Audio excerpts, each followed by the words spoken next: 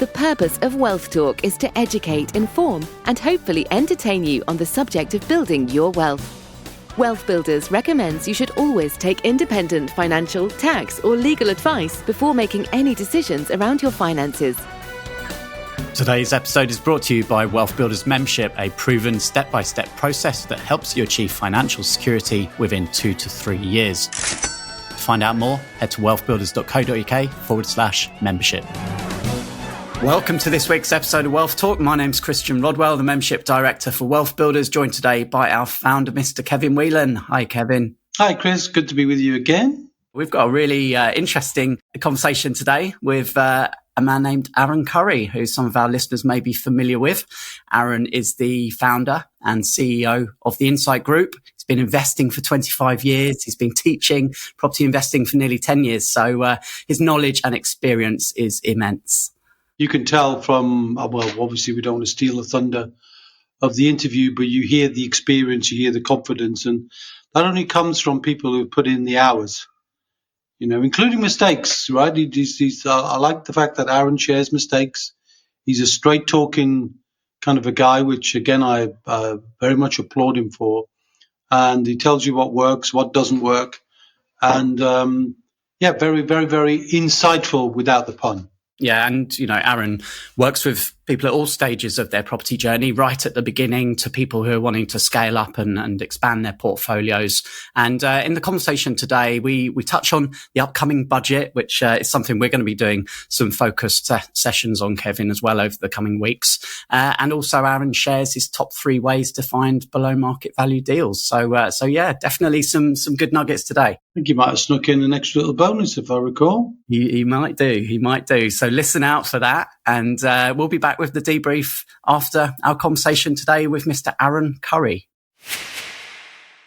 Aran, welcome to Wealth Talk today. How are you? I'm awesome, thank you. Thanks for having me here. Really looking forward to spending some time with you, so thank you.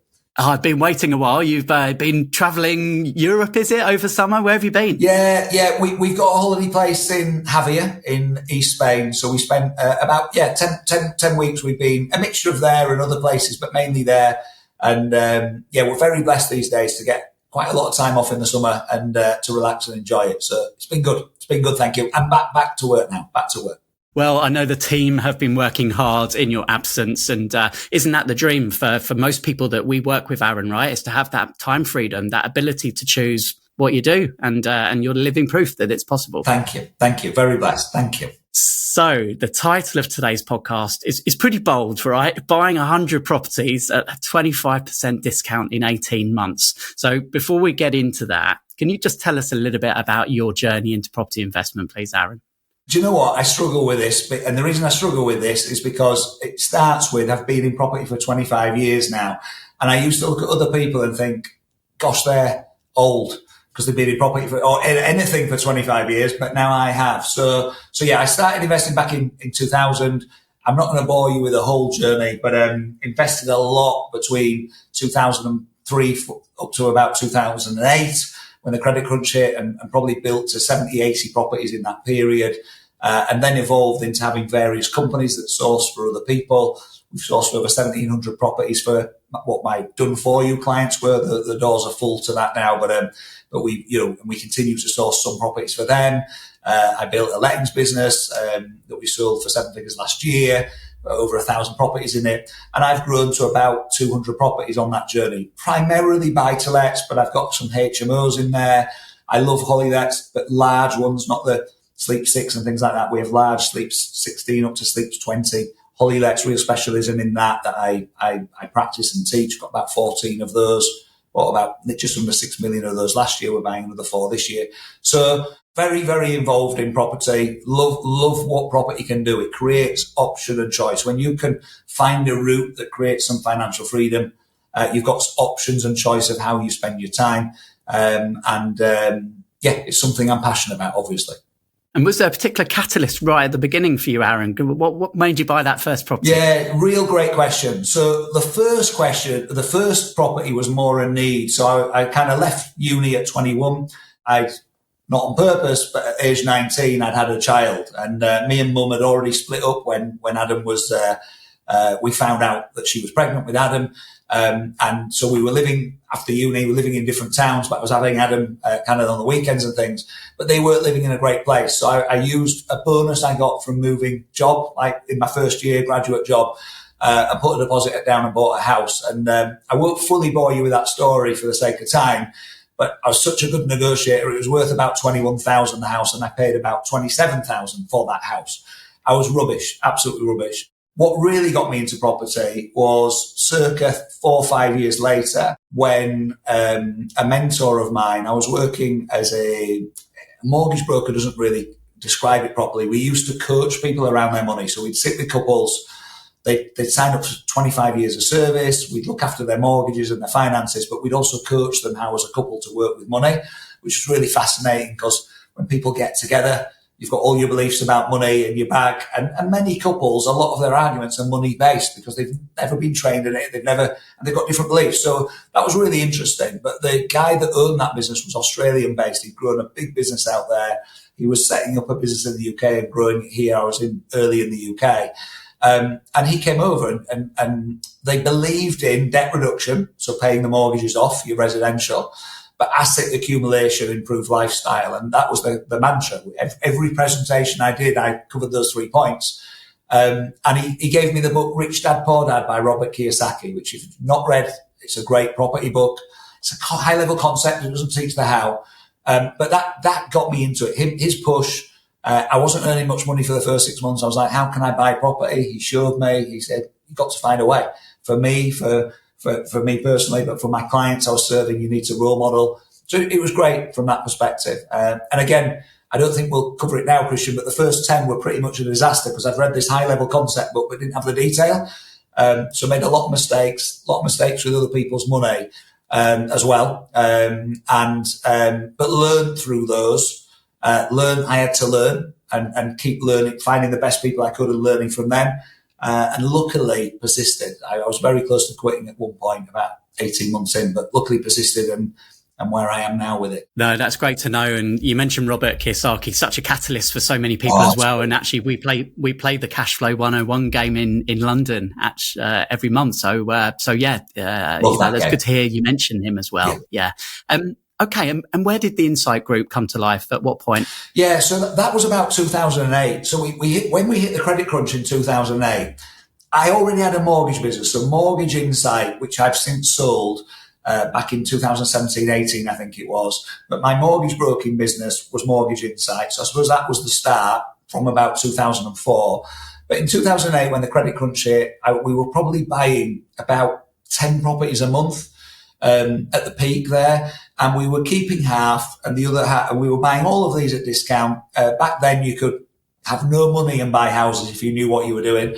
So it was unbelievably easy, if you knew what you were doing. But we were buying 10, keeping 5, and the other 5 we would flip. We would either put them straight back on the market and sell them for open market value. We'd bought them with 20 or 25% discount, or we'd do a bit of refurbishment, but not a lot. And then we'd flip it on and sell it on.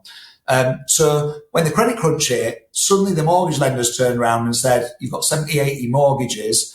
The most we're going to give anyone is 3. And someone else said the most we're going to give anyone is 10. The most we're going to give everyone is 5. And the numbers didn't add up. I could still source the houses. I still had my systems to get great discounted properties. I had my contacts to do that. But we couldn't source the properties. So in around 2008-9, I started giving them to friends or saying, look, there's this amazing, they'd be like, I don't want a house. I'd like, it's amazing, you need to buy it. And this friend would buy one, this acquaintance would buy one.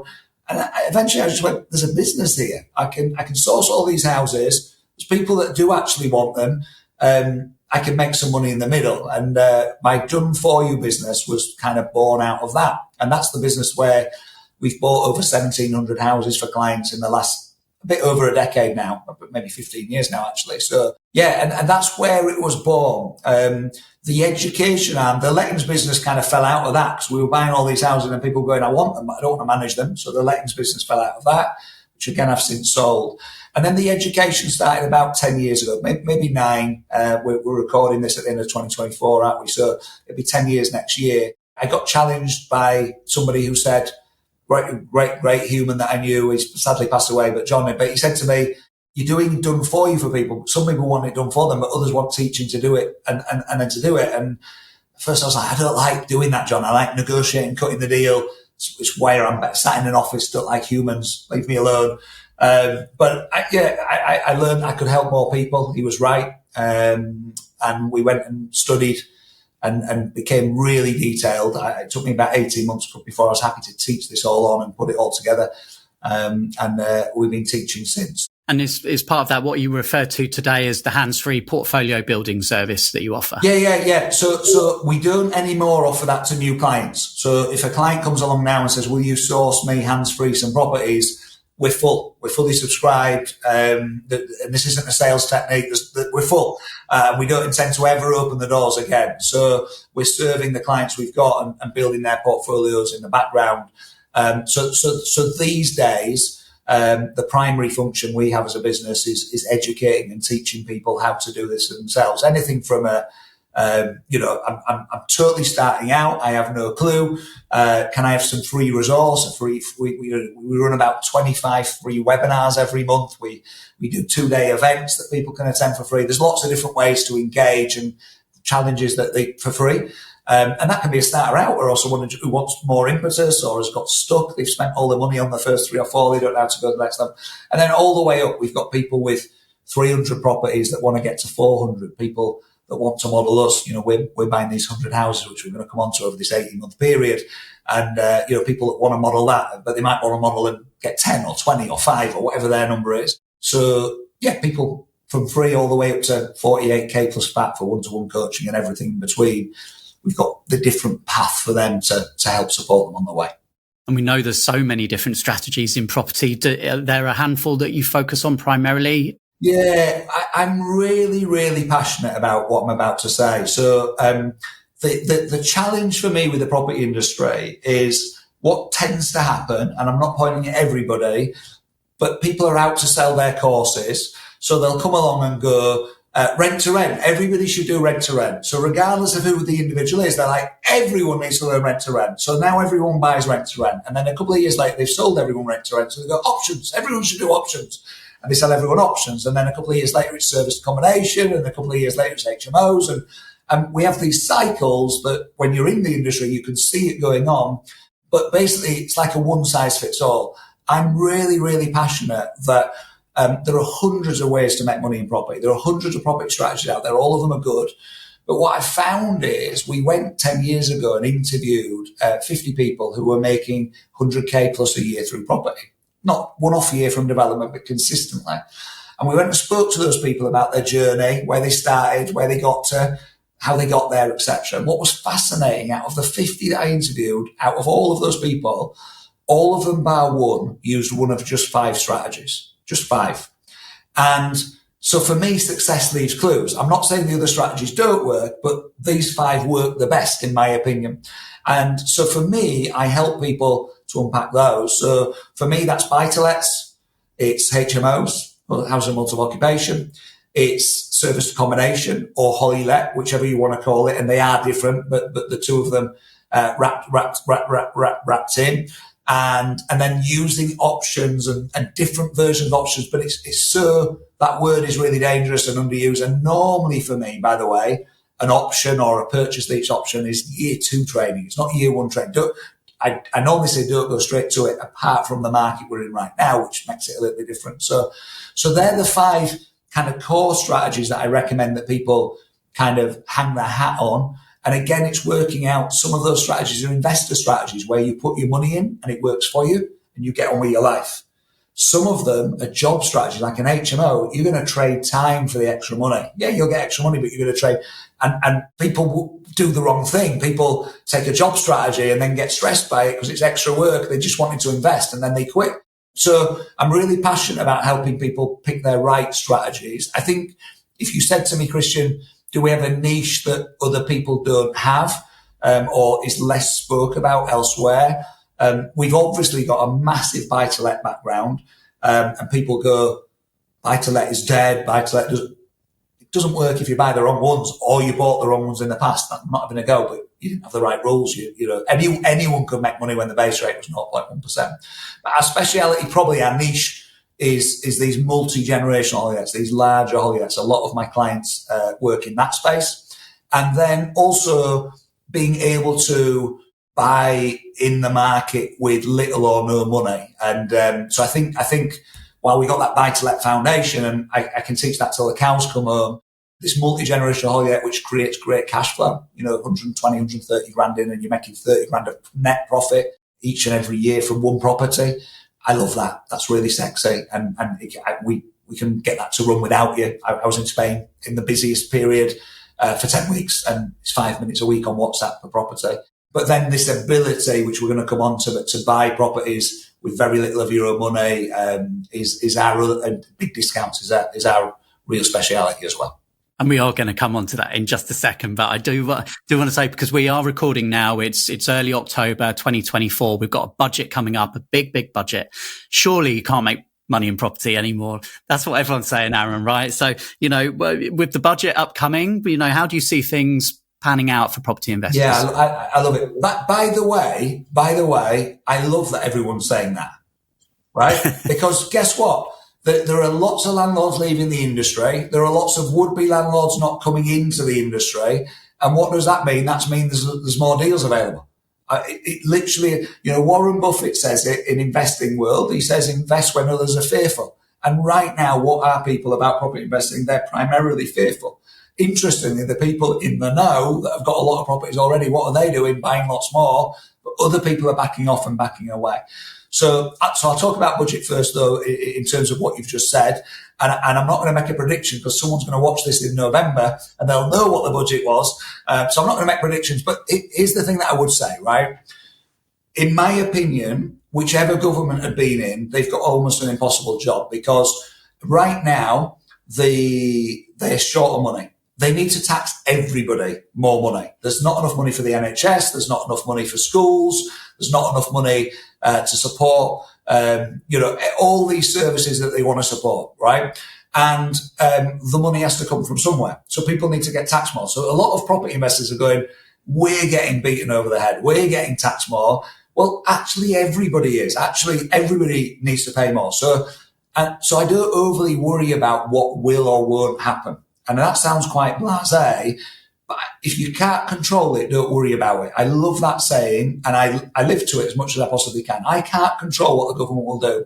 And there's nothing more definite that taxes will change and taxes will go up and will go down and generally we'll pay more and then we'll die, right? That's going to happen. So I can't change that. What I can do, I'd rather have 100 properties and get taxed on those a lot or a little than have none because I'm busy worrying about the taxes and I don't get started. Right? And the bottom line with property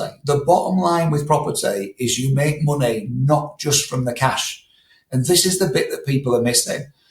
In the last 15 years, when the base rate was 0.1%, and I don't mean this disrespectfully, but anyone could buy a buy-to-let and make money. And you could buy the wrong buy-to-let on the wrong street and you still made money, right? Now the base rate's gone up and mortgage is more expensive. By the way, in the next 3 years, it's going to go back down again. But now the base rate's gone up and it's more expensive. Now that there's some more taxes in play, those landlords are getting found out that they bought the wrong houses and they're blaming property. But actually, you just bought the wrong one. If you'd have bought the right one in the right place, my properties are performing. I haven't had to sell my properties. I haven't had to change them because they were bought correctly, with the right rules, with the right analyzers, they're in the right structure. Apart from my first 10, by the way, which have been tidied up and got rid of, right? So, but since then I've been doing it right. So if you learn to do it right, then there's a massive opportunity. But if you don't learn to do it right and you do it wrong, then it'll hurt you. And it's like anything. And so what's going to come? We don't know exactly. The biggest challenge the government have got is people expect them to go after the landlords, but they're not stupid. Whether you like them or not, right? They're absolutely not stupid, right? And the bottom line is, if they go after the landlords too much, more and more will leave the industry. What's the result of that? Less properties, rents going through the roof, which they already are. By the way, as a landlord, that's amazing. Socially for society, it's horrific. And that isn't getting fixed until they go build 2 million more houses. And that ain't getting fixed, in my opinion, until the government replace the houses that Thatcher sold off or set off selling off all those years ago and they've not replaced. And until that happens, we're going to have this supply and demand issue. And by the way, we all say we need to build more houses. but do you want a house building on the field that you've got a view over right now? Everybody then says no. So where are these houses going to go? For me, they can't attack landlords too much, because if they attack landlords a lot further, then too many will leave and the prices will go up even further. And I'll be sat pretty with that, but I won't be happy with what happens to society as a result of that. That's a separate problem. But yeah. So does that make sense? So I don't overly worry about it. What will be, and then we deal with it. And if you've got the right experts around you, you just make the right decisions, right, at that point in time. But I'm definitely not worried yet. It's still a brilliant investment if you know what you're doing, because it's not just cash flow, it's capital growth. It's the ability to refinance, the ability to leverage. I'm going to finish with, on this point, and I've gone for a while, you spend 100 grand in the stock market and you buy a share and the market goes up 10%, you make £10,000. But if you take that £100,000 in property, the banks will lend you 75%. Try doing that for buying shares, by the way. They laugh you out the bank, right? But now you're able to buy 4 houses. You're controlling, we're going to come on to this, but 400K's worth of asset. When the market goes up the same 10%, because the stock market and property over time pretty much go up the same. So people go, well, why would you do property? Now I've got 400K of property for my 100 grand. I make 40K of capital growth. Well, the stock market, I only make 10K. Unless I know how to do options in the stock market and things like that, which is a lot more risky in my book. So for me, I'm making 40K instead of 10K, and then I can reinvest it. Now I've got 5 going up going forward. So that's what I love about property, and people in the media are missing that opportunity and missing that you got to buy to the right rules with the right structure. And as long as you do that, you're in great shape. Well, hopefully we've warmed our audience up enough now for the main event, which, let's break this title down then. So we're talking about 100 properties, 25% discount, and the time period of 18 months.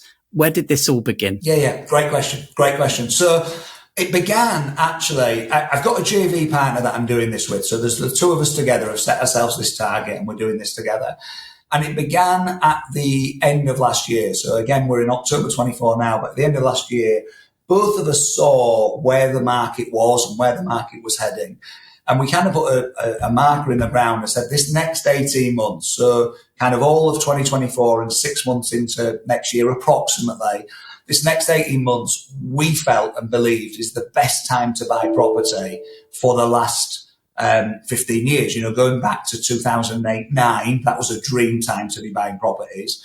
And it's the best time since then. And again, I could give you loads of data on that if you want me to, and you can ask me more about that, Christian, if that'd be useful to the listeners. So, but every time's a great time to buy property. So it doesn't mean I didn't buy in 2023. We bought £5.8 million worth of property that year. It doesn't mean I won't buy in 2026, 27, 28. I will, but I won't buy 100 in that period. That's not what I'll do. It's such a great opportunity. And the reason, without going into the detail, I can if you want, but the opportunity for us is to supply and demand. If someone wants to sell their house quickly, right, they're going to have to take a hit in this market in most parts of the country. And that means they're willing to take bigger discounts. We can buy with bigger discounts. And there's also more people in distress. People will look in and say, oh, this is about ripping other people off. Why would someone, I did at the beginning, why would someone in their right mind sell for a 25% discount and it be anywhere near a win? We must be ripping them off. We must be. But there are so many reasons, genuine reasons, about 42, we teach them, why people would sell for a big discount and it be a win. We said, look, we can do 100. We can do 100. We actually think we can do more. We're at this point, they're not completed yet, but in completions, and already completed, we've got 72. We did a count up the other day. Might be 73, 74 now, by the way. But we got 72 and we've got another 9 months left, nearly 8 months left. So we're going to hit that 100 target and go through it. But we said, we can do at least 100 at this, but we set a rule and a criteria. We said, if we're going to buy it today, so if we're going to complete on the purchase today, if this is a 200K property, the maximum we'll pay is 75% of that. So that's 150. So a vendor has got a choice. First of all, they have to have a problem. If they don't have a problem, no one is going to sell their house for 150, right? Wait on the open market. You'll sell it for full price. Don't sell it to us. You'd be stupid to do that. Don't even speak to us, right? But we've got marketing strategies to find the vendors that have got the problems. Once we find the vendors that have got the problems, and that, again, people automatically go, it must be financial problem. It's about 3%, 4% of what we do is financial. There's all sorts of different ranges of problems, right? But either they're going to sell for a 25% discount, or the alternative is we take control of it now, but we pay for it later. Now, that's a bit more complex to understand, but the principle is they give us the keys now. We sign some paperwork. They give us the keys now. We take control. We can start to optimize it for cash flow. We agree a price now, but we don't pay them till 5, often 10 or 15 years from now. And we're paying them today's price. So they're willing to wait for the money. Their problem isn't money, for example. They're willing to wait for the money, but we'll pay them later for it. But we get control of the property now. Any asset growth is ours over that period, etc. So that number of 100 is ones that we've got control of. And taking control, there's 62 different ways to do that, literally. So I'm not going to cover all 62, but it can be an option for those that understand what they are. It can be an exchange now with a big delayed completion, but won't complete for 10 years. People go, can you do that? Well, most solicitors don't want a file open for 10 years, so they say you can, but you actually can. It can be any number of different structures that work for the vendor. It can be vendor finance, where we've had vendors say, I want to sell this house. We've said, what are you going to do with the cash? We're going to put it in the bank. We're in our 70s. We don't want property anymore. We're going to put it in the bank. Well, what are you going to get in the bank? 4%, 4.5%.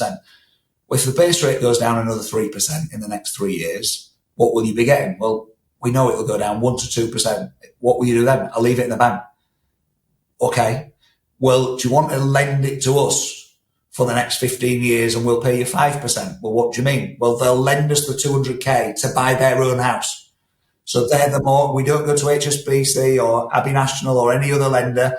They lend us the 200k on a mortgage. We sign a mortgage deed with them and we get the house. We put no money in. We just pay the solicitors. We complete.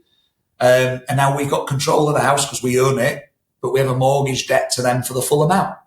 Or I had a really frustrating vendor the other day that we got to near completion. This was only on a 70k purchase. I think it was roughly that number. And they turned around and said, actually, we've realised you're not putting any money in. And we said, yeah, you knew. And they said, we feel like you need to put something in. And we said, oh, okay, well, what do you think we need to put in? They came back and said, can you put £1,000 in? So, right. So, but this is instead of a 25% deposit, right? So I'm frustrated by that story, by the way, because we had to put an extra grand in. The key is cash is king or queen, whichever you want to call it. And we're spending on average 6k a property. So we're doing these 100 houses. Yes, we've had to raise 600k. That for a lot of people is a load of money, but do your own maths. What if you wanted only 10? 6k a property is now 60k. The ones where we buy with a 25% discount, we have to buy them now and probably put a deposit in or use bridging finance, but we'll refinance back out of it. The control now, pay laters, we're not paying. You have to maybe put £1 down and pay the solicitors 1,500 quid for ours and theirs, but you're paying for it later.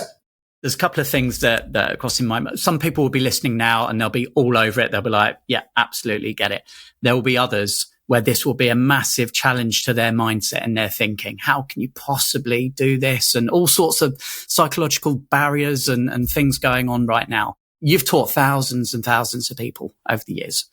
Have you encountered this where some people have just got a mental block and what advice can you give someone listening now who just needs to get that other side of that mental block in order to be able to open this sort of strategy up? Yeah, it's an amazing question. And I think this feeds into, you've obviously as a company got relationships with lots of different people, lots of different investment options, lots of different ways of making money and doing that tax efficiently and supporting people on that journey.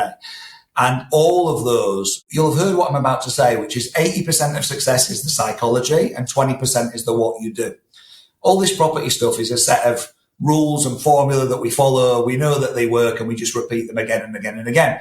So can I teach that onto someone else? Yes. As long as they're 14 or over, they'll understand it. And I've got students that are 90. It's simple, right? You can teach this stuff and you can learn it. So why is it then that so many people don't get financially free? And it is that, it's that mindset and it's working on the mindset. And actually, we haven't talked about it here, but these days, my biggest passion is actually helping people with their mind and their mindset. And so when someone does my training at the high end, my VIP clients at the high end, we do mindset we're together like 12 days a year minimum. Every time we're together, we're working on this. I also run a retreat that they go to, and then a foreign retreat that they go to, which are purely mindset, and a 3-day bonus event that's more mindset. And often people will come off my programs and go, I love the property stuff, but I really love this because it flows into every area of your life. So I'm really, really, really passionate about this. It changes the game. So therefore, giving a little golden pill doesn't actually work, because you were saying, what's the thing that'll get them over the fence? Well, I can give them all the logic under the sun. The logic on its own won't get you over the fence, because if you're listening, you'd already be you logically know property can make you a lot of money. So you'd logically be already over the fence, right? So it is what Christian's saying. It's that mindset issue. It's that, and what's that made up of? It's made up of your beliefs that you've picked up since you were 7, 8 or 9 years old. So I was taught, I had thinking beliefs in money. I was taught that wealthy people were idiots. My mum worked for a housing charity for 25 years. She hated landlords because she dealt with all the rogue ones. A nice car went past, she'd go, idiot, under her breath. I'd go, mummy, what do you mean? I'm 7, 8 years old. She'd go, they spent 30,000 on that car. It could have fed 6 families for 5 years, or housed 6 families. So my beliefs going into my 20s was really poor in serving me to do well financially. Not my mum's fault. She was a great human being, right? She still is. She's an amazing human being. But they were the beliefs I had. So it's a case of working on your beliefs. And if you hang around with 10 people who are all doing property and all making loads of money out of property and all love it, you'll start to love it. But if you hang around with 10 people that hate property and don't like property and aren't doing property and think it's a bad idea and don't like landlords, you're never going to do it.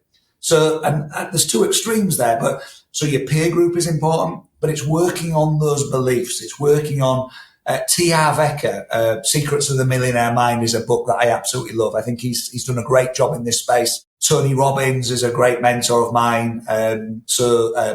People may or may not have heard of him, but I've done so much training with Tony around beliefs and values. If you're going to go Google it, go Google Tony Robbins beliefs and values. And more these days, Aran Curry. Go get around Aran Curry, because I spend more and more time in this space. But there's a number of other people. But it's really important to work on this, because if you don't work on it, you'll stay in the masses. And I don't mean any disrespect with that, but the masses don't get wealthy. The masses you might be making okay money, you might be making good money. But getting financially free and having the choice to do what you want to do, and most good people, by the way, when you get financially free, choose to help lots of others. They might start by helping themselves, and then they help their family, and then they help the extended family. And before they know it, they're helping the community and then the world, right? But you don't have to do any of that. It's your choice. But it's the choice. So I love that. I love getting people financially free and then the ripple effect of it. But you've got to work on your mindset. You've got to deliberately, this isn't just working on property, and whatever you choose to invest in, the most important thing to invest in is this. Get the right training and the knowledge to do the steps, but actually make sure you're working with someone who can help you get over those hurdles. So when you hit a bump in the road, you don't procrastinate for 3 months and then back off, but actually you go, I can get over this or around this, or I'll find a way through it, because you've got the right mindset to do that. Perhaps when you were starting out, Aran, you didn't have the luxury of the communities, the network groups that exist today, right? You obviously provide that environment now for many people. Even with coaching and hand-holding, there's still sometimes people who don't take that next step, right? But certainly having education, having a peer group, having people around you is going to make a big difference. I think it's so important. If I want to get good at something, I get myself in the right community. I mean, we moved 5 years ago. My head office is based in Scarborough, North Yorkshire. My grown-up kids, I've got 5 kids, totally separate story, but my grown-up kids, I started when I was 19, as I mentioned. My grown-up kids are in Scarborough, so I left them, and we moved to Wilmslow, Cheshire. It's 2.5, 3 hours drive away. And 70% of that was peer group for the 2 younger kids that we got for us to bat at a different level. And one of my goals, for example, is to be a world-class husband. Like that's been my goal, written down goal, something I'm actively working on. I think I'm already pretty awesome, but I want to be world-class. Layla's the judge, not me, right? But so, for example, Layla will go out in the day, and one of her jobs every day is to find amazing men. And she'll come home and go, I met the most amazing man today, right? And most husbands would have a fit of that. But I'm like, tell me about them. And most importantly, I ask, are they married? And she'll go, yes. And I'll go, brilliant. Let's invite them round for dinner, right? And I know that sounds crazy to most people, but if I can get a dinner party with 3 other couples where Layla thinks the man is batting at this level and is I want to be around them to see what they do, how they interact, because I can learn and get better in that space, right? If it's business, I want to be around business people batting higher than me. If it's property, I want to be around people. And guess what? It's really uncomfortable. It's uncomfortable to walk in a room where everyone's batting above you. It's uncomfortable to always be around people that have got a higher standard or a higher result. But flipping heck, you grow. Flipping heck, you reach higher plateaus more quickly. And so, yeah, look for that community. Look for people that are batting above you in whatever you want to get great at. You know, if that is the stock market, look for people that are brilliant at the stock market and hang around with them. And you'll be amazed how things then grow in that direction. Aran, just coming back to the 100 properties there, and some people think, well, look, okay, might be okay for you, right? But I'm early stages, I don't have the experience, I don't have the contacts, I don't have the money, all of this. You've talked a little bit about how you can do this with limited funds. Do you have any other advice or tips for someone who perhaps has got limited funds, how they can start to acquire their first few properties? Yeah, really great question. Really great question. So first of all, know that you can. So know that you can. You just have to find a way, right? You have to find the way. Okay. Now, it's obvious that I'm about to say this, but get trained, because you don't want to find a way and do the wrong thing. So I might be a great fit for you. I might not, or that someone else might be. Find a trainer that you feel rapport with and that you feel aligned with, that you feel comfortable around, that you've got similar values, right? And work with them. I would strongly say, but I'm bound to say that. But coming away from that, if you've got little funds, let's say you've got 0 to 30k, less funds to get set around this, you can look at a rent-to strategy. So rent to service accommodation, where you rent from a landlord, take the property, and then you put it on Airbnb, booking.com, and you make the profit in between. You can do rent to one of these larger holidays, right? You can do a rent to an HMO. So rent-to strategies can be a good strategy. You're going to trade your time. They'll take you more time to run the SA or the holiday, but you'll get a better financial return. They can work well. If someone's in the rat race and they hate their job, you might do that in the first year to get you out of the rat race. But long term, I want you owning the asset, right? So how do you own the asset? You own the asset if you've got very little money by getting JV partners, what I call be your own bank. So finding somebody else with 100k that doesn't have the inclination to do this themselves. They put the money in, you put the time in, you build a great portfolio. And either you do a 50-50 with them, but actually what the mistake people make is most of these people would, if they wanted some property, would have bought it. So they'd rather, we do something called the guaranteed interest model. You just pay them a rate of return guaranteed every month, regardless of how the investment does. A lot of people prefer to lend on that basis. People think, surely they'll want a share. No, if they wanted a share, they'd be buying property already if they had 100 grand. So that's what, and then people say, well, I'm just starting out. Why would someone lend to me? Well, I raised my first 100 grand having read the book, salivating at 9 p.m. on a night, knocking wildly on a neighbour's door because I'd remembered he got some money. And it was raining and dark. It was October, raining and dark, right? Miserable. I'm salivating. I'm going, you've got money, I've got time, we should do this together. It was a ridiculous pitch. And he gave me 100 grand about 3 weeks later, and he was very glad he did it. We built a load of properties together. But my point is, there's 8 billion people on the planet. So yes, not everyone will lend to you if you're just starting out, but someone will. And people say, well, I've asked lots of people. I say, who have you asked? Well, I asked my mum. Well, and she said no. Well, that's one then. So you got another 7 billion, whatever it is, to go after. So that be your own bank's an option. A rent to strategy is an option. Or then what I was talking about, the way we're buying these 100 houses, it's on average 6k a property. So it's about finding the motivated sellers, learn the skills to find the motivated sellers. There's AI and software you can use to speed that journey up. Normally that'll get you to about 15% discount, not the full 25, or you can use marketing strategies to get the full 25% discount. And control now, pay later. You don't even have to pay for it now. You pay for it later. Yeah, no, thanks for that, Aran. And we're definitely coming close to our time today. But just a question, in terms of sourcing, there's multiple ways you've alluded to that you can find properties.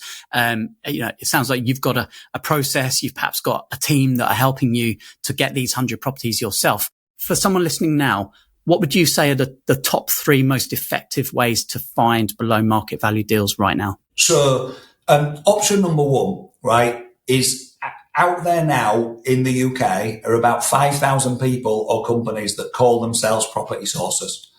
And like any industry, there's some great ones, some good ones, some average ones, some poor ones, some scoundrels, right? So, and everything in between. So you need to do your due diligence on the deals, etc. But I would get on the database of as many property sources as possible, set up a different email address because they're going to spam the heck out of you, and have them send, and then once a week sift through that and tell the ones that are sending you the wrong stuff why it's wrong. And so, but that's route to market 1. Yes, you're going to pay a fee in the middle, but if they're getting you a 20% discount and you are happy with 15 and you're paying them a fee in between, you're still getting your 15, right? And how do you find those people? Just go on social media. They'll find you. Go on social media and say you're looking to buy some houses. They'll pop up. They'll go, I can help you, right? So in all the property groups on Facebook and LinkedIn, etc. So that would be Route 101, simplest way to start to get deals put in front of you. But do not get distracted. You've got to know what type of property you want, know the rules, know the analyzers. So you run what they say is an amazing deal through and you check for your rules. Don't take their word. It's a great deal. Okay. Again, I can do loads of training on that. That's that method 1. Second method is to explore different versions of AI that are out there. These days with artificial intelligence, there's so many companies moving forward with the software solutions that they offer to help you take all the data on Rightmove and all the data on Zoopla and Land Registry and chop it up in different ways and use it in different ways. So that's the second option for you that can work really well. You won't get quite as good at discounts from that, but that's the second option. I'll give you a third one that's worked really brilliantly for us recently, which is working with letting agents. So letting agents right now are not enjoying this marketplace as a whole because landlords are leaving the industry. So guess what? They're losing properties on their books. So we'll go to a letting agent and say, listen, I know you might be losing properties. Here's an idea. Why don't we mail your list? You mail them. We'll give you the letter, but you mail them. And you say to your list of 500 landlords, I know some of you are considering selling. We don't think you should because, however, if you are, we found someone. We want to service you and look after you. We found someone that will be interested in buying your properties from you. Now, what's in it for the letting agent? What's in it for them is we guarantee they'll get to keep managing the property. And we may even, if they push us, we might pay them a sourcing fee. And if they really push us, we'll JV on the deals that we get together. So it's pretty good for the letting agent. What's in it for us is we've now got a motivated vendor, and the buy-to-let landlords who are selling up a permanent quandary because if they sell it tenanted, they'll get less money for it than if it's vacant because there's less people that can buy it, only landlords, not first-time buyers and second-time buyers, etc. But if they decide to make it vacant, it might take 6 months to sell, and then the sale falls through and another 6 months are lost, and now it's sat empty for 12 months, 18 months, etc. And in the meantime, they're paying bills, and the mortgage rates are up, and they're all already felt they were losing money. And they're feeling really a lot of pain. A lot of the deals we're buying at the moment are a landlord that wants to sell 20 at once, 10 at once. One of my deals I've done this year, 36 at once, right? And that landlord has made a load of money out of property for a load of years, but they just want out. And they're happy for me to pay them in 15 years' time, right, for the properties. I've paid them nothing now. In fact, separate story, but they lent me 150k at the same time. So they lent me money to take their portfolio on. I didn't need it for that. I've used it for other stuff. And I got the portfolio for the next 15 years. But it was a win for them because they just wanted 36 grand a year guaranteed, 42, a year coming in, which the portfolio will pay for within 12 months. So they know for the next 12 years, they've got 3.5 grand a month. They live off that. They're happy. And I'll pay them in the future. So it was a win-win. I could unpack that for a whole half hour as a separate podcast potentially. But yeah, it's so letting agents though. Letting agents are a great source. It's a win for them. It's a win for you. You send a couple of letters to 500 landlords. You'll get 10 to 15 people seriously interested in doing some kind of deal with you. And finally, this is a boosty bonus. I've given you 3, but look for people later on in life, late 60s, early 70s, landlords looking to sell up. If they're unencumbered, if they have no debt on those buy-to-lets, the question is, where's your money going to go in the bank? What's it going to earn? Very little in 2 or 3 years' time. Vendor finance. Now they're providing the finance for you to buy that property. It's clear that we're only scratching the surface here, and you're a man clearly on a mission, and so much more to share, and so much experience in property and to help others, and a real passion of helping others that's coming through loud and clear, Aran. So if anyone would like to follow you on the socials or come along and check out one of your events, where should they head to? Yeah, great question. So really great question. So we may be able to put a link somewhere around here. Me and Christian did talk about this beforehand. So we may, but I don't know, be able to put a link around here. What I'd really recommend, what you want to be doing is coming along and just check us out with free stuff, right? So, and see if there's a fit. So, you can either attend free webinars that we run, and we run those probably 3 or 4 evenings a week. There's a different webinar running on a different topic. If you've got the time and you're really interested, free 2-day event. I'd really, because we'll do some mindset stuff. We'll take you through the types of transactions I'm talking about here in a lot more depth. We'll help you work out the best strategy for you, which is massive, because then you can focus where you go next with your learning and training and stuff like that. But you're best to come into the database, and we'll just invite you to the webinars. When you've had enough, unsubscribe, or just say, I don't want to attend this type or that type. But that's the best way to consume some free content and then take some easy steps to learn more. Excellent. Well, I'll make sure we grab those links from your team, Aran, and share those alongside today's podcast. So once again, thanks so much for sharing with us today. Really enjoyed it. And I know we'll be touching base again really soon. Yeah, pleasure. Thanks for having me. Really appreciate it. Well, that was an enjoyable conversation with Aran.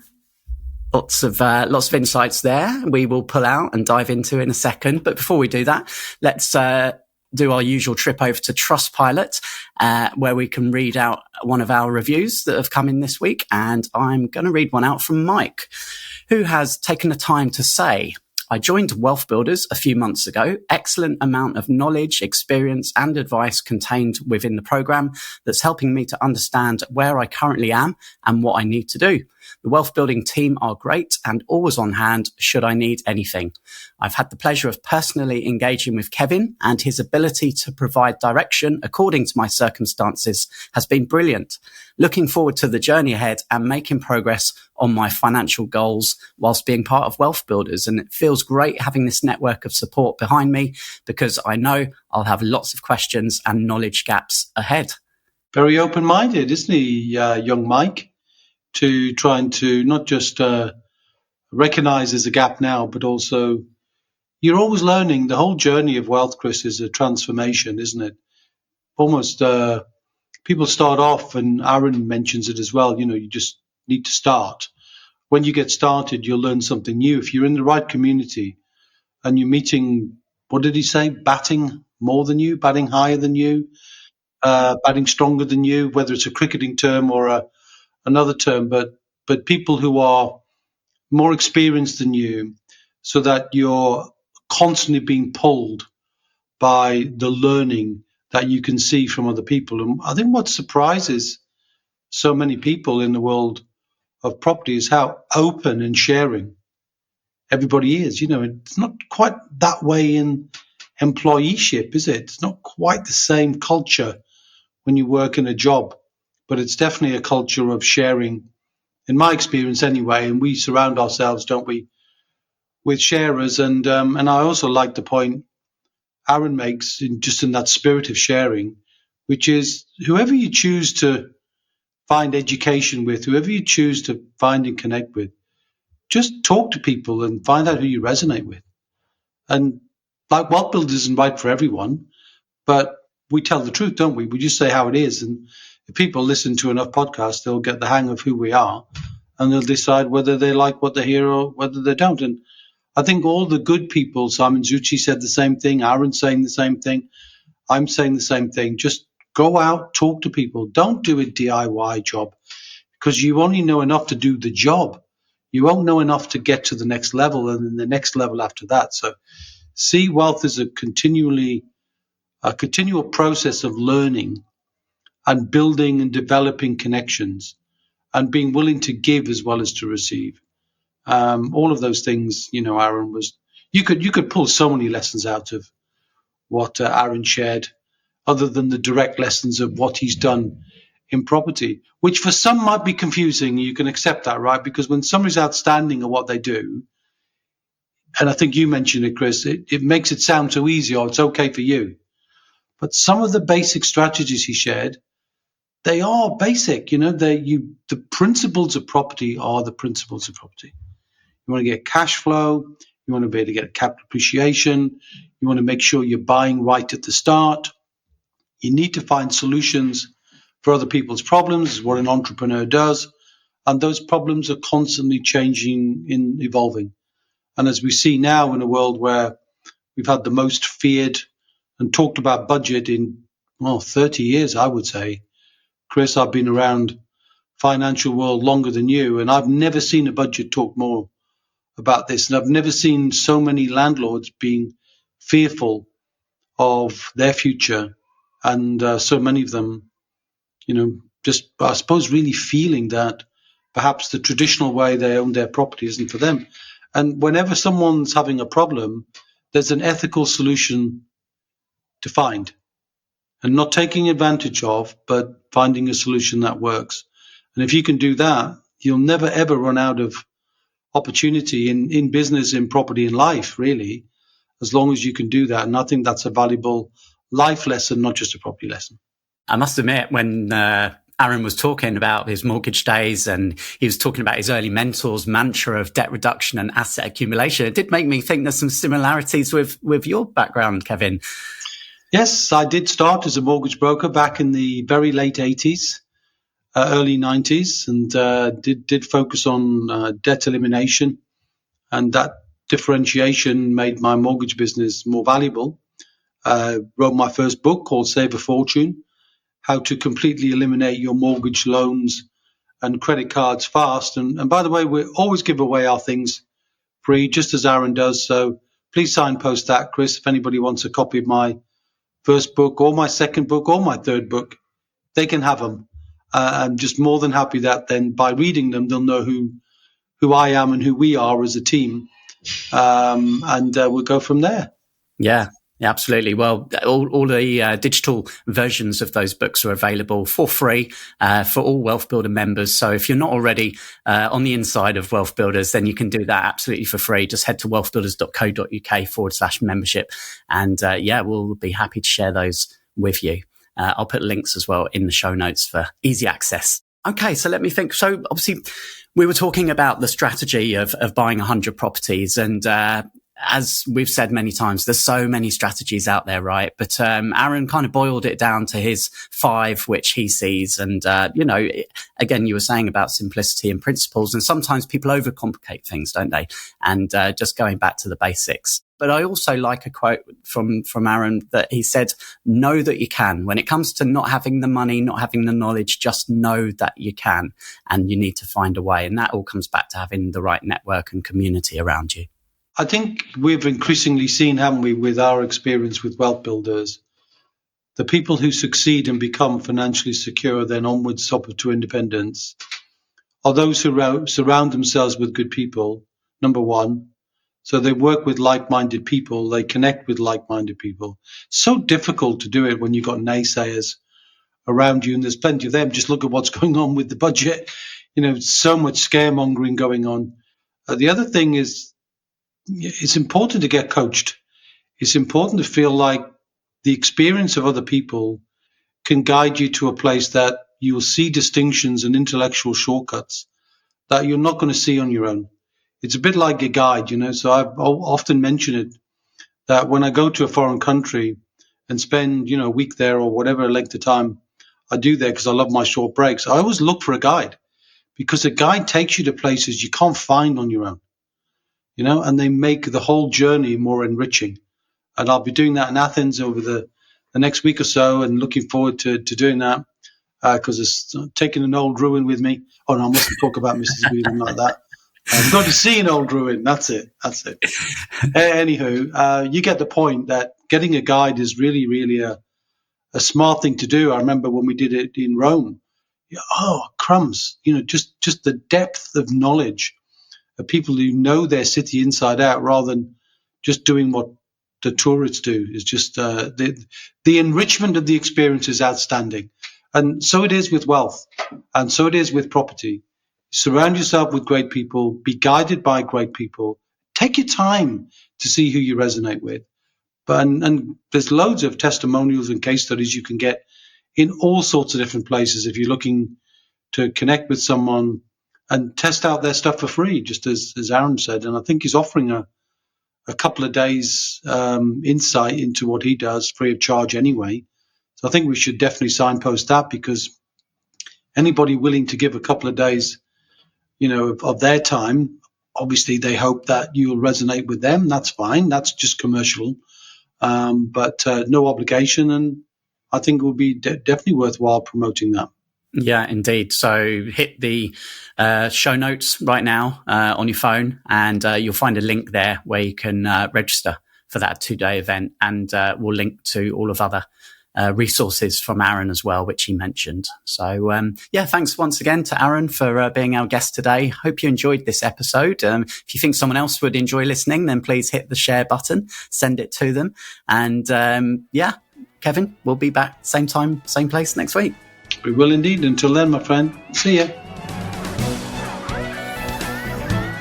We hope you enjoyed today's episode.